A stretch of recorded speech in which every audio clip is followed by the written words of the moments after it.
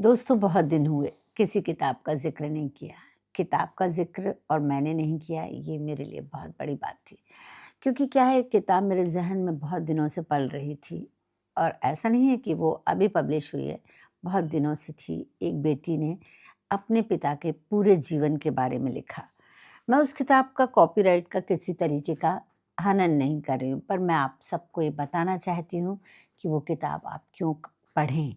एक छोटी बच्ची के नज़रिए से वो किताब शुरू होती है कि वो अपने पिता को कैसे देखती है और पिता के व्यक्तित्व को एक महान शख्सियत में बदलते देखती है और खुद भी आज की दुनिया में वो बहुत महान है।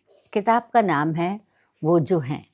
ये किताब जो है मेघना गुलजार ने लिखी है अपने पिता गुलजार साहब के लिए, जिन्हें वो प्यार से पापी बुलाती हैं। वो कहती है कि अगर माँ बाप ये मानते हैं कि वे अपने बच्चों से ज़्यादा या बेहतर जानते हैं तो वो गलती कर रहे हैं। उम्र के लिहाज से वे बेशक अपने बच्चों से बड़े हो सकते हैं, मगर बतौर पेरेंट्स तो उनकी उम्र बच्चे के बराबर ही है। इसलिए अगर मैं उनकी 2 साल की बच्ची थी तो वो मेरे 2 साल के पिता थे और हम दोनों साथ-साथ सीख रहे थे, साथ-साथ ग्रो कर रहे थे। मैं बेटी की तरह, वो पिता की तरह। तो यहाँ मैं कहना चाहती हूँ कि इस पुस्तक की पूरी कहानी, हम सब उसमें से बहुत सी चीज़ें जानते हैं, पर मैं इनके चित्रों के ज़रिए मैं आपको वो कहानी बता सकती हूँ, जिसमें गुलज़ार साहब का व्यक्तित्व झलकता है। गुलज़ार साहब की दादी के नाम से इस किताब को मेघना जी ने समर्पित किया है और गुलज़ार साहब हैरान हैं कि एक बच्ची ने इतना सब कुछ समय लगाकर उनके जीवन पर लिखा।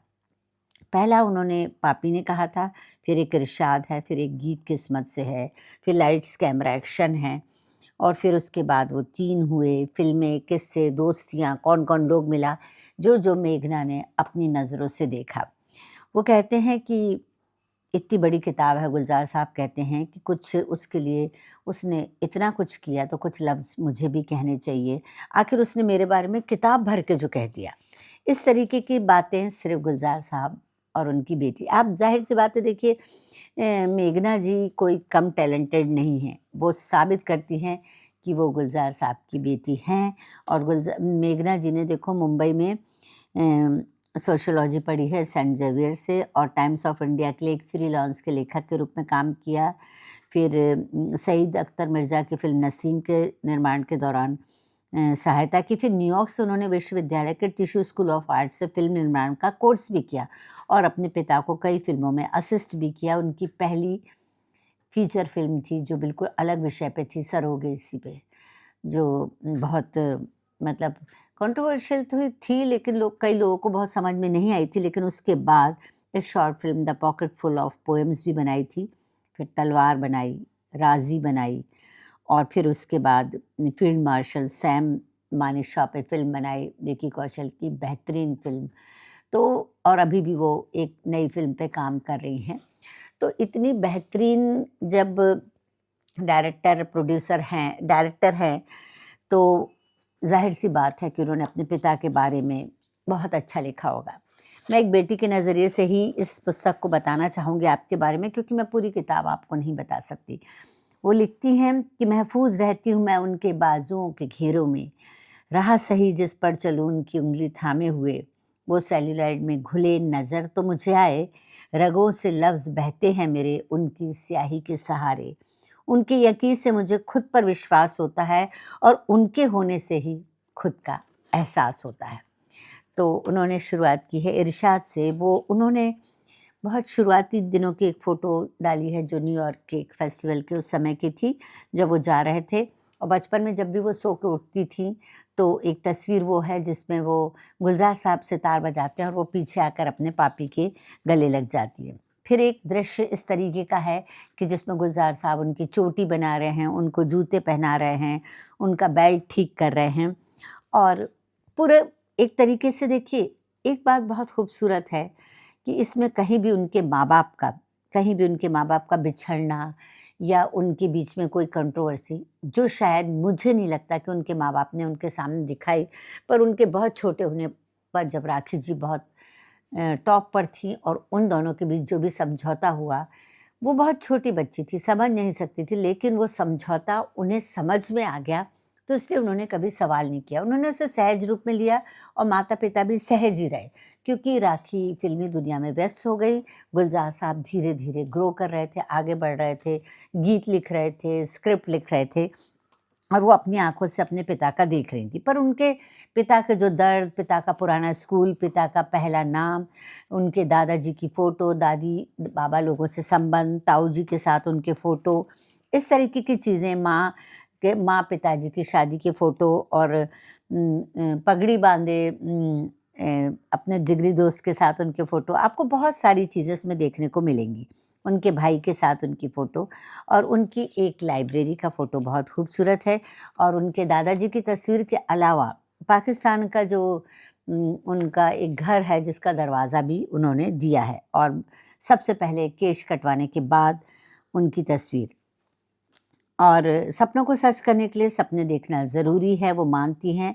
मोपासा की कहानियों की अपनी किताब में नीचे पापी अपना नाम लिख कर देखते थे कि लेखक के बतौर उनका नाम कैसा लगेगा। ये बात भी उनकी बच्ची को पता है, इसलिए तो कहती हैं वो कि मैंने अपने पिता को ग्रो होते देखा है। उनके बेडरूम में और उनके स्टडी में एक जगह है, फ़ेवरेट जगह, जहाँ आजकल मेघना भी बैठती है और मेघना का कभी-कभी बेटा भी आकर उस जगह पर बैठता है। फिर उसके बाद उनका जो जिस तरीके से संघर्ष चला तो वो दिल्ली से मुंबई शिफ्ट हुए, किस तरह से उनको धीरे-धीरे काम मिलने लगा। स्ट्रगल रहा पर काम मिला लोगों के साथ और जब वो बिमल रॉय से मिले तब उनकी असली शख्सियत सबके सामने आई। कुछ भंवर थे, कुछ किनारे थे और धीरे-धीरे गुलज़ार साहब ने, मेघना जी लिखती हैं, पापी ने विमल दा के साथ बतौर सहायक काम करना शुरू किया। वो बताती हैं कि उनके पापी ने उन्हें बताया कि विमल दा जो थे वो अपने काम के प्रति बहुत समर्पित थे और वो उनके साथ दोनों एक दूसरे के साथ साउंड और रिकॉर्डिंग रूम में घंटों समय बिताया करते थे। उन्होंने बिना किसी झिझक के अपने पिता के मीना कुमारी के प्रति आकर्षण को भी बताया और जो एक फ़ोटो है जो उनके पापी के दफ्तर में टंगी हुई थी उस फ़ोटो का भी ज़िक्र किया।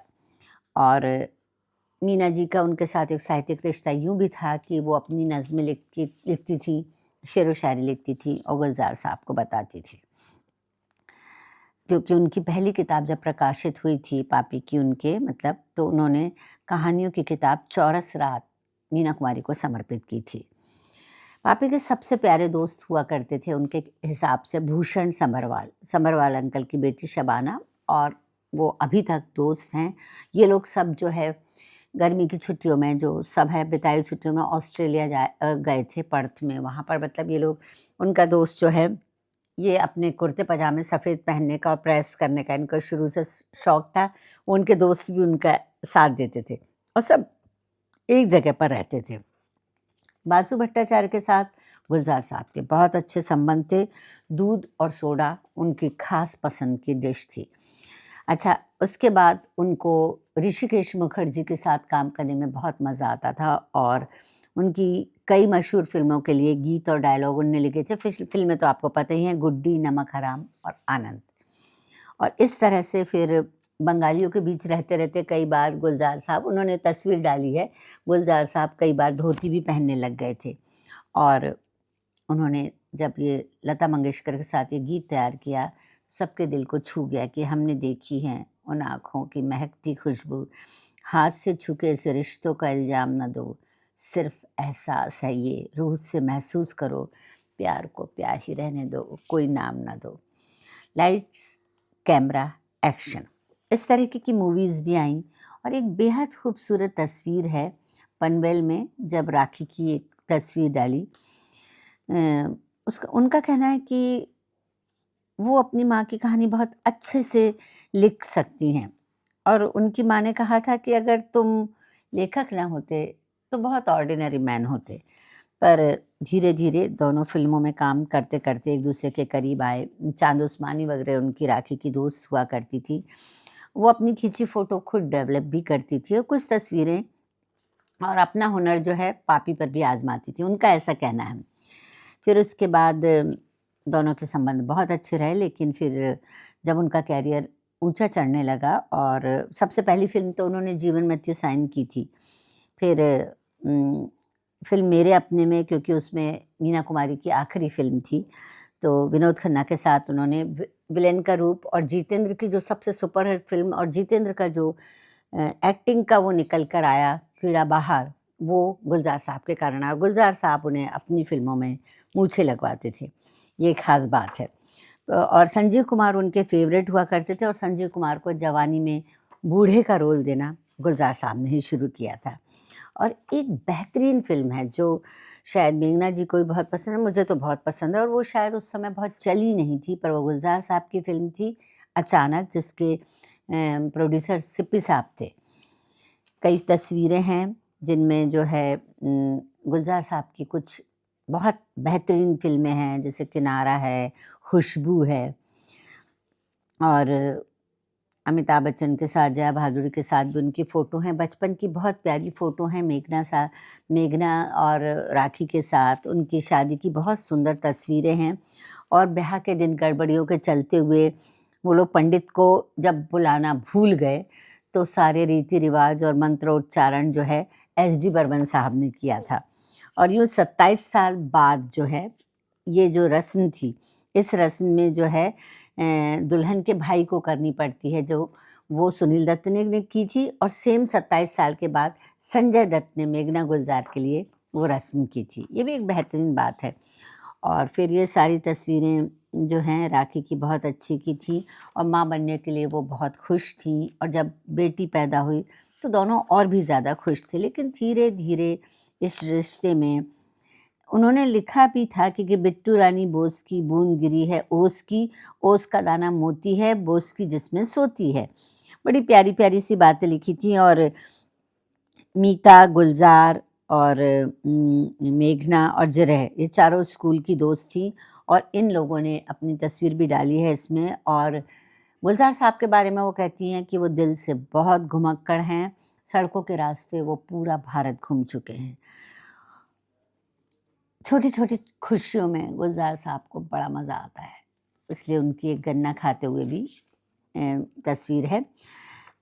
एक कश्मीर की शूटिंग थी राखी की, वो फिल्म आंधी के समय के शूट पर ये तीनों एक साथ थे, जहाँ ये डिसाइड किया गया था कि वो साथ नहीं होंगे अगले 30 साल या उससे भी ज़्यादा के लिए। हालांकि वो मिलते हैं रेगुलर, वो उनके बच्चे को देखती हैं, और वो भी इन सब चीज़ों को देखते हैं। अपने साथ जब तक मेघना नहीं पढ़ती थी, अपने साथ शूट पर वो मेघना को ले जाते थे, तो सब ये अमिताभ बच्चन के बेटे अभिषेक और ये लोग सब जो है एक दूसरे के दोस्त हुआ करते थे।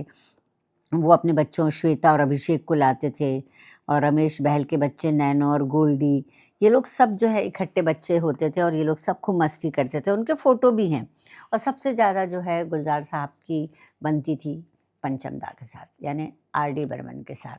और आर.डी. बर्मन आधी रात को उन्हें उठाते थे और कहते थे अभी आओ, मैंने एक बहुत अच्छी धुन तैयार की, और उन्हें जाना होता था। आशा भोसले के साथ आर.डी. बर्मन के साथ जो रिश्ते हैं उन्होंने बेहद करीब से देखे हैं। आर.डी. बर्मन के अलावा पापी के सबसे करीबी दोस्तों में संजीव कुमार हुआ करते थे। एक शूटिंग के दौरान जो है ऋषिदा को जो है गठिए का दौरा पड़ा, तब वो फिल्म जो है उन्होंने असिस्ट की तरह शूटिंग में हेल्प की थी। वो गुड्डी और आनंद दोनों फिल्में थी। गर्मी की छुट्टियों में गुलजार साहब जो है, मेघना का कहना है कि उनका प्रयास रहता था कि गर्मी की छुट्टी में मैं अपने रिश्तेदारों से ज़रूर मिलूं, तो उनके ताऊ चाचा के बेटे बहनें वो सब अभी भी उनके करीब हैं। गुलजार साहब ने इसमें कोई व्यस्तता के बावजूद भी कोई कमी नहीं छोड़ी थी। जया को पापी बाबा कहकर बुलाते हैं, वो उनकी लाडली बहन है। और पूरे परिवार की एक तस्वीर है, आप ज़रूर देखिएगा कि वो हैं, तो वो मान के चलती है कि वो हैं तो उनकी ज़िंदगी खूबसूरत है। और इस तरह सर पर चढ़कर नाचना किसे कहते हैं, इसका एक बहुत अच्छा उदाहरण उन्होंने अपनी तस्वीर से दिया है। एक दो बार उन्होंने पियानो सीखना, पापी ने मुझे कत्थक, सितार, पियानो और बैले सीखने के लिए प्रेरित किया था। एक तस्वीर वो भी है सब बच्चों के साथ। कहीं से भी उनकी ज़िंदगी में ये नहीं लगता था कि उनके माँ बाप साथ नहीं हैं। एक अच्छी स्वस्थ बच्ची की तरह उन्होंने जीवन बिताया, क्योंकि गुलजार साहब ने कभी भी ये एहसास उन्हें होने नहीं दिया और ना ही राखी ने होने दिया। वो भी मिलती थी और वो लोग इस तरह से बिहेव करते थे, साथ में खाना खाने जाते थे। फिर जब उनकी शादी हो गई मेघना जी की, तो गुलज़ार साहब और राखी और उनके बच्चे सब एक साथ जाते और खाना खाते हैं, मस्ती करते हैं। अभी भी वो मिलती हैं। और रमज़ान के दौरान पापी सभी 30 रोज़े रखते थे और नियम के अनुसार इफ्तार खजूर खाते थे। और वो बच्ची परेशान होती थी कि बाप रे पापा, और बाकायदा उनकी टोपी लगी हुई फ़ोटो है और दिवाली पर उनको दिया मोमबत्ती जलाना पसंद था। और उन्होंने एक बार, अब ये मेघना ने लिखा है, कुछ चीज़ें ऐसी हैं जो हम लोग के सामने कभी नहीं आई कि ना ना रहने दो, मत मिटाओ इन्हें, इन लकीरों को यूं ही रहने दो। नन्हे नन्हे गुलाबी हाथों से मेरे मासूम नन्हे बच्चे ने टेढ़ी मेढ़ी लकीरें खींची हैं। क्या हुआ शक्ल न बन सकी, अगर मेरे बच्चे के हाथ हैं इनमें, मेरी पहचान है लकीरों में। देखिए, बात करने के लिए बहुत सारी चीज़ें हैं। राखी के साथ उनका मिलना जुलना, अब उनका बच्चा जो है, मेघना का बच्चा बहुत बड़ा हो गया है और उसको उसकी देखभाल भी वो ही करते हैं और कुछ समय से वो थिएटर के काफ़ी करीबी लोगों से भी जुड़े हुए हैं। खराशें जो है दंगों के ज़ख्मों पर लिखी पापी की रचनाओं पर आधारित एक नाटक का शो है, जो उनके जन्मदिन 18 अगस्त 2002 में हुआ था। और अपने पापा को फ़िलहाल का पहला शॉट देने के बाद वो इतनी भावुक हो गई थी कि वो रो पड़ी। और शूटिंग के समय में उन दोनों के विचार कभी भी नहीं मिलते, हमेशा लड़ाई झगड़े होते रहते थे और वो काफ़ी चीज़ें उनसे बदलवा लेती थी। ये बेटी का हक रहा है। और वो बहुत खुश रहती हैं। वो अपने माँ-बाप के संबंधों को लेके खुल के बात करती हैं। वो इस बारे में बात नहीं करती कि उनके बीच क्या हुआ था, क्योंकि उन्हें खुद भी नहीं पता और ना वो गुलज़ार साहब ने बताया, ना राखी ने बताया, ना उन्होंने जानना चाहा। पर अब भी वो दोनों, वो कहती हैं, खुल के हँसते हैं, एक-दूसरे से मिलते हैं इस तरीके से। और एक-एक वो जो अपनी फ़िल्में करते थे, जैसे मीरा, इजाज़त और काफ़ी फ़िल्में हैं जिनमें वो कई चीज़ों को एक्ट करके खुद बताते थे। और हर जन्मदिन पर वो एक किताब बोस्की को, यानी मेघना को गिफ्ट किया करते थे। और एक फरहाना हैं जो पापी के हर लिखे को टाइप करती हैं। राखी के साथ घूमने के कई चित्र हैं। एक अप्रकाशित कविता के साथ मैं ये बात ख़त्म करूँगी, पर मैं चाहूँगी कि इस किताब को आप ज़रूर देखें। ये एक एल्बम है, मैं इसे किताब नहीं कहूँगी क्योंकि ये ज़िंदगी की किताब है, ये एक एल्बम है। तो कई बरसों से सीने में रखा था आसमान, कई बरसों से सीने में रखा था आसमान, कई बरसों से सीने में रखा था आसमान, तय करके मैंने, मेरी उम्मीदों के नक्शे थे उस पर, मेरे ख्वाबों के बादल पे मेरे अश्कों का पानी था। मैं नन्ही उंगलियां बेटी की सहलाता था, उनको चूमता था, बड़ी होकर ये मेरा आसमान खोलेगी एक दिन, वो अपना कहकशां उस पर बिछाएगी। बड़ी होकर मेरी बेटी ने खोला आसमान और उंगलियों से अपना नाम लिख के रोशन कर दिया मेरा आसमान, कई बरसों से जो तय करके मैंने अपने सीने में रखा था। एक ख़ास मुकाम पर पहुंच चुके हैं गुलज़ार साहब। हमारे भोपाल में भी आरुषि में मेंटली रिटार्डेड निःशक्त जनों के लिए आते थे। अब उनकी उम्र हो गई है, पर उनके लिए उन्होंने बहुत काम किया, कविताएं लिखी, बच्चों पे भी बहुत काम किया। परिचय फ़िल्म हम लोग को कौन नहीं जानते। इतनी बातें हैं कहने की, और मेघना के पास तो पूरा जीवन है कहने के लिए। तो कोशिश करें कि आप इस पुस्तक को ज़रूर पढ़ें, वो जो हैं। शुक्रिया।